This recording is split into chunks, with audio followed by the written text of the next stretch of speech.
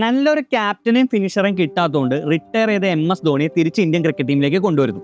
സ്പോൺസറെ കിട്ടാത്തതുകൊണ്ട് IPL നിർത്തുന്നു. കഴിഞ്ഞ ഒരു വർഷം ഇന്ത്യൻ ക്രിക്കറ്റ് ടീം ഒരൊറ്റ മാച്ച് പോലും ജയിച്ചില്ല. ഇങ്ങനെ സംഭവിച്ചാൽ എന്തായിരിക്കും അവസ്ഥ? ഫാൻസിന്റെ ബഹളം, മീഡിയയുടെ കവറേജ്, ചിലപ്പോൾ ഗവൺമെന്റ് പോലും ഇടപെടും. പക്ഷെ ഇങ്ങനെ സംഭവിച്ചു ക്രിക്കറ്റിലല്ല, ഫുട്ബോളിൽ. റിട്ടയർ ചെയ്ത ക്യാപ്റ്റൻ സുനിൽ ഛേത്രിയെ തിരിച്ച് ടീമിലേക്ക് കൊണ്ടുവന്നു. ISL ഇത്തവണ ഉണ്ടാകുമോ എന്ന് യാതൊരു ഉറപ്പില്ല. കഴിഞ്ഞ ഒരു വർഷം ഇന്ത്യൻ നാഷണൽ ഫുട്ബോൾ ടീം ഒരൊറ്റ മാച്ച് പോലും ജയിച്ചില്ല. വേൾഡില് ഫുട്ബോളിൽ ഇന്ത്യയുടെ റാങ്ക് എത്രയാണെന്ന് അറിയാമോ? 133. യുദ്ധം നടക്കുന്ന സിറിയയ്ക്കും പാലസ്തീനും യുക്രൈനും വരെ ഇതിലും ബെറ്റർ റാങ്കിങ് ആണ്. ശരിക്കും ഇന്ത്യൻ ഫുട്ബോൾ ഇപ്പോൾ വെന്റിലേറ്ററിലാണ്. പക്ഷെ ഫുട്ബോൾ ആയതുകൊണ്ട് ഇതിന് യാതൊരു മീഡിയ കവറേജും കിട്ടുന്നില്ല, ആരും ഇതൊട്ട് ചർച്ച ചെയ്യുന്നുമില്ല. ഇന്ത്യൻ ഫുട്ബോളിന്റെ ഗോൾഡൻ പീരീഡിനെ പറ്റി അറിഞ്ഞാൽ മാത്രമേ ഇപ്പോഴത്തെ അവസ്ഥ എത്രമാത്രം ദയനീയമാണെന്ന് മനസ്സിലാക്കാൻ പറ്റൂ. 1950s ഇന്ത്യൻ ഫുട്ബോളിനെ വിളിച്ചുകൊണ്ടിരുന്നത് ബ്രസീൽ ഓഫ് ഏഷ്യ എന്നാണ്. ഏഷ്യയിലെ ടോപ്പ് 3 റാങ്കിങ്സിൽ കൺസിസ്റ്റന്റ് ആയിട്ട് അന്ന് നമ്മുടെ ടീം ഉണ്ടായിരുന്നു. 1951 ഏഷ്യൻ ഗെയിംസിൽ ഗോൾഡ് നേടി. 56 മെൽബൺ ഒളിമ്പിക്സിലെ സെമി ഫൈനലിലെത്തി. അന്ന് ആദ്യമായിട്ടാണ് ഒരു Asian football team Olympic semi ഫൈനലിൽ എത്തുന്നത്. 1962 ജക്കാർത്ത ഏഷ്യൻ ഗെയിംസിലും ഗോൾഡ് നേടി. 1960s ശേഷം ഇന്ത്യൻ ഫുട്ബോളിന് ഭേദപ്പെട്ട ഒരു കാലം ഉണ്ടായത് 1990s 93 97 99 2005 നമ്മൾ സൗത്ത് ഏഷ്യൻ ചാമ്പ്യൻസ് ആയി. കുറെ കാലങ്ങൾക്ക് ശേഷം 1998 ഇന്ത്യ ഏഷ്യൻ ഗെയിംസിന്റെ ക്വാർട്ടർ ഫൈനൽ വരെ എത്തി.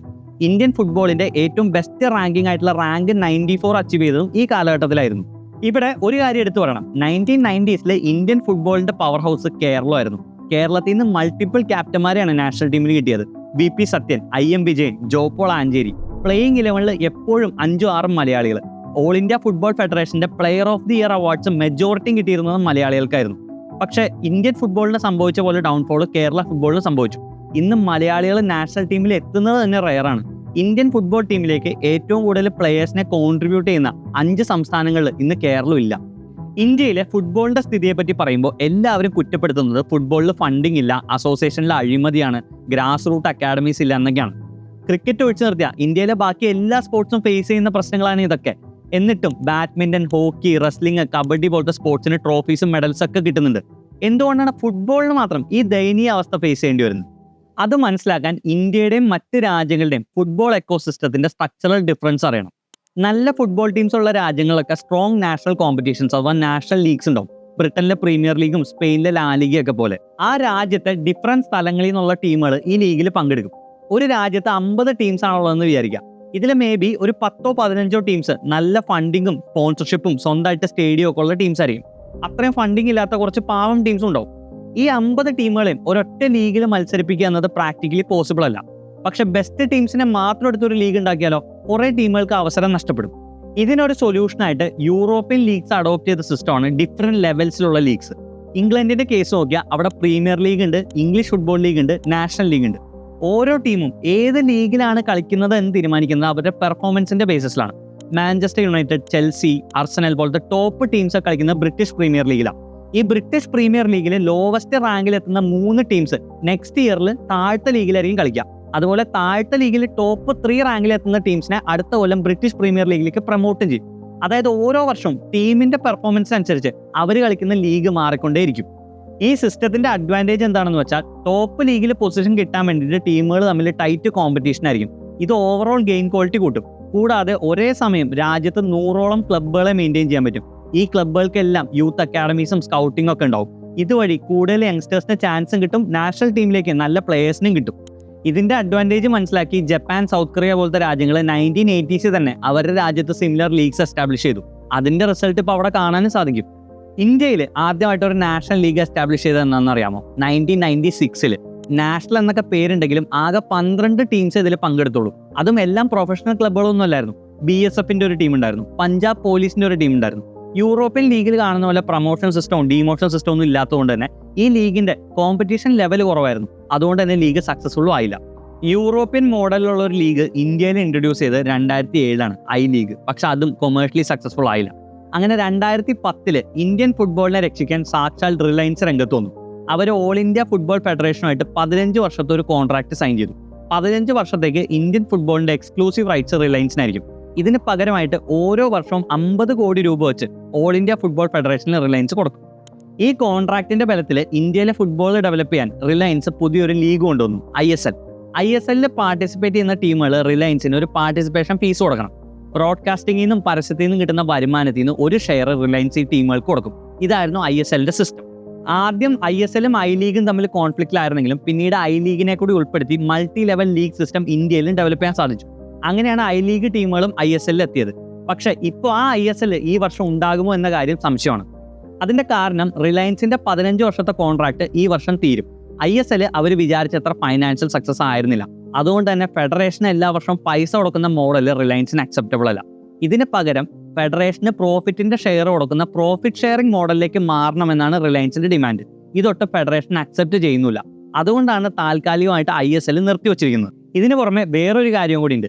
കറപ്ഷൻ, ഫേവറിസം, നെപ്പോട്ടിസം, മിസ്മാനേജ്മെന്റ് തുടങ്ങിയ പല പ്രശ്നങ്ങളും നിറഞ്ഞതാണ് ഇന്ത്യയിലെ ഫുട്ബോൾ ഫെഡറേഷൻ. 2024 സുപ്രീം കോടതി അപ്പോയിന്റ് ചെയ്ത അമിക്കസ് ക്യൂറി ഫെഡറേഷനിൽ മിസ്മാനേജ്മെന്റ് ഉണ്ടെന്നും സീരിയസ് ഫിനാൻഷ്യൽ ഓഡിറ്റ് വേണമെന്ന് പറഞ്ഞതും ഫെഡറേഷൻ തന്നെ ലീഗൽ ഹെഡ് പ്രസിഡന്റ് കറപ്ഷൻ നടത്തിയെന്ന് പറഞ്ഞതും ഐ ലീഗിന്റെ ടെൻഡേഴ്സ് ബിഡില്ലാതെ കൊടുത്തതും ഫെഡറേഷന്റെ പ്രസിഡന്റ് 40 ലക്ഷം രൂപ ട്രാവൽ എക്സ്പെൻസ് ആയിട്ട് എഴുതിയെടുത്തതൊക്കെ ഇതിന്റെ എക്സാമ്പിൾസ് ആണ്. ഈ പ്രശ്നമൊക്കെ സോൾവ് ചെയ്യാൻ സുപ്രീം കോർട്ടിന്റെ നേതൃത്വത്തിൽ ഓൾ ഇന്ത്യ ഫുട്ബോൾ ഫെഡറേഷൻ ഒരു പുതിയ കോൺസ്റ്റിറ്റ്യൂഷൻ ഡ്രാഫ്റ്റ് ചെയ്തു. അത് പ്രകാരം ഇനി മുതൽ ഇലക്ഷൻ നിർബന്ധമാണ്. പ്രസിഡന്റിന്റെ ടേം ഫിക്സ് ചെയ്തു, ഏജ് ലിമിറ്റ്സും സെറ്റ് ചെയ്തു. പണ്ട് ഓരോ സ്റ്റേറ്റ്സിനും ഡിഫറൻറ്റ് വോട്ടവകാശമായിരുന്നു. ഇനി മുതൽ എല്ലാ സ്റ്റേറ്റ്സിനും തുല്യ വോട്ടവകാശം കിട്ടും. എല്ലാവർക്കും 2 വോട്ട്. അതിൽ ഒരു വോട്ട് ചെയ്യുന്നത് ആ സ്റ്റേറ്റിന്റെ ഫുട്ബോൾ അസോസിയേഷൻ പ്രസിഡന്റ് ആയിരിക്കും. മറ്റൊരു വോട്ട് ആ സ്റ്റേറ്റിൽ നിന്നുള്ള ഒരു ഫേമസ് ഫുട്ബോൾ പ്ലെയർ. അതുകൊണ്ട് തന്നെ ടോട്ടൽ വോട്ടിന്റെ 50% ഇനി മുതൽ ചെയ്യുന്നത് ഫുട്ബോൾ പ്ലെയേഴ്സ് ആയിരിക്കും. ഈ റിഫോംസ് വഴി ഫെഡറേഷനിൽ ഒരു അഴിച്ചുപണിയാണ് സുപ്രീം കോടതി ഉദ്ദേശിക്കുന്നത്. പക്ഷേ ഇതിന് എഗെയിൻസ്റ്റ് ആയിട്ട് ചില സ്റ്റേറ്റ് അസോസിയേഷൻസ് ഇപ്പോൾ ഒരു ഹർജി ഫയൽ ചെയ്തിട്ടുണ്ട്. അതുകൊണ്ട് തന്നെ ഫൈനൽ വെർഡിക്റ്റ് വന്നിട്ടില്ല. ഫൈനൽ വെർഡിക്റ്റ് വരുന്നതുവരെ പുതിയ കോൺട്രാക്ട്സ് ഒന്നും സൈൻ ചെയ്തതെന്ന് ഫെഡറേഷനോട് സുപ്രീം കോടതി പറഞ്ഞിട്ടുണ്ട്. ഇതും ISL വൈകാനുള്ള ഒരു കാരണമാണ്. ഇനി ജനറൽ സെൻസിൽ ഇന്ത്യയിലെ ഫുട്ബോളിന്റെ അവസ്ഥ നോക്കിയാൽ എല്ലാവരും പറയുന്ന ഒരു പ്രശ്നമാണ് ഫുട്ബോളിന് ആവശ്യത്തിന് ഫണ്ടിങ് ഇല്ലാന്ന്. ഒരർത്ഥത്തിൽ അത് ശരിയാണ്. 2022 ഗവൺമെന്റ് ഫുട്ബോളിന് വേണ്ടി അലോക്കേറ്റ് ചെയ്തത് വെറും 5 കോടി രൂപയാണ്. ഇന്ത്യയിൽ ഒട്ടും പോപ്പുലർ അല്ലാത്ത ഹോഴ്സ് റൈഡിങ്ങിന് പോലും ഇതിലും കൂടുതൽ പൈസ അലോക്കേറ്റ് ചെയ്തു. മെൻസ് ടീമിന് വേണ്ടി ഓൾ ഇന്ത്യ ഫുട്ബോൾ ഫെഡറേഷൻ ഒരു വർഷം സ്പെൻഡ് ചെയ്യുന്നത് ഏകദേശം 20 കോടിയോളം രൂപയാണ്. പിന്നെ സ്റ്റാഫിന്റെയും പ്ലേയേഴ്സിന്റെ സാലറിക്ക് വേണ്ടി ഒരു 10 കോടിയും. സോ ടോട്ടൽ 30 കോടിയോളം രൂപ. ക്രിക്കറ്റുമായിട്ട് ഇതിനെ കമ്പയർ ചെയ്യുന്നതിൽ അർത്ഥമില്ല എന്നറിയാം. എന്നാലും വിരാട് കോഹ്ലി, രോഹിത് ശർമ്മ, ബുംറ, ജഡേജ ഈ 4 പ്ലേയേഴ്സിന്റെ കോൺട്രാക്ട് മെയിൻറ്റെയിൻ ചെയ്യാൻ വേണ്ടി മാത്രം BCCI സ്പെൻഡ് ചെയ്തത് 28 കോടി രൂപയാണ്. ഫണ്ടിങ് കുറവാകുമ്പോൾ നാച്ചുറലി സംഭവിക്കുന്നത് എന്താ? പുതിയ ഇൻഫ്രാസ്ട്രക്ചർ ബിൽഡിങ്ങോ മെയിൻ്റെനൻസോ ഒന്നും നടക്കില്ല. 2015 ഇന്ത്യ അണ്ടർ-17 വേൾഡ് കപ്പ് ഹോസ്റ്റ് ചെയ്ത സമയത്ത് ആ ടൂർണമെന്റിന്റെ ഡയറക്ടർ എന്ന ഹാവിയർ സെപ്പി പറഞ്ഞത് അദ്ദേഹം 70ഓളം ട്രെയിനിങ് പിച്ചുകൾ സന്ദർശിച്ചതിൽ ഒരെണ്ണം പോലും ഫിഫ സ്റ്റാൻഡേർഡ്സിൽ ഇല്ലായിരുന്നു എന്നാണ്. പ്രോപ്പർ മെയിൻ്റെനൻസ് ഇല്ലാത്തതുകൊണ്ട് നമ്മുടെ പല സ്റ്റേഡിയങ്ങളുടെ അവസ്ഥയും മോശമാണ്. ഇന്ത്യയിലെ ഫുട്ബോൾ ഏറ്റവും കൂടുതൽ പോപ്പുലറായ കേരളത്തിലെ മേജർ സ്റ്റേഡിയം കലൂർ ജവഹർലാൽ നെഹ്റു സ്റ്റേഡിയത്തിന്റെ കപ്പാസിറ്റി 80,000 ആണ്. പക്ഷേ പ്രോപ്പർ മെയിൻ്റെനൻസ് നടക്കാത്തതുകൊണ്ടും സ്ട്രക്ചറൽ വീക്ക്നെസ് ഉള്ളതുകൊണ്ടും ഇപ്പം 35,000 പേരുടെ കപ്പാസിറ്റി അലോ ചെയ്യുന്നുള്ളൂ.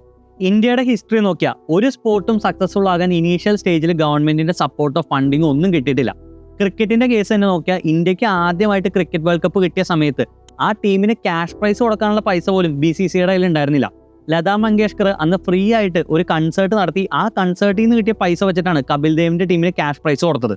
പിന്നീട് ക്രിക്കറ്റ് പോപ്പുലർ ആയപ്പോൾ കൂടുതൽ സ്പോൺസർഷിപ്പുകൾ വന്നു, ബ്രോഡ്കാസ്റ്റിംഗ് റൈറ്റ്സിന് ഡിമാൻഡ് വന്നു, അസോസിയേഷൻ റിച്ചുമായി. എന്ന് വെച്ചാൽ നാളെ Indian football team world cup അടിച്ചാൽ മാത്രമേ ഇന്ത്യൻ ഫുട്ബോളിലേക്ക് ഫണ്ടിങ് വരൂ എന്നല്ല അർത്ഥം. ഇന്ത്യയിൽ ഒരുപാട് ഫുട്ബോൾ ഫാൻസ് ഉണ്ട്. ഇവർ സ്ഥിരമായിട്ട് ഫുട്ബോൾ കാണുന്നുണ്ട്.